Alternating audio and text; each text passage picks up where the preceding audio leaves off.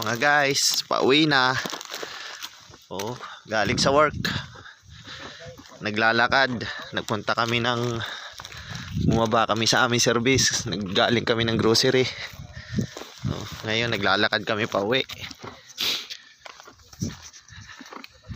Lakad na kami pauwi.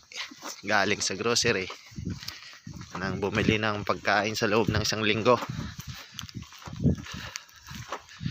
Ito nga palang daanan namin pauwi. Malinis. Bukod ang daanan ng sasakyan, daanan ng bike, daanan ng tao, bukod. Ganyan dito sa Croatia. Oh,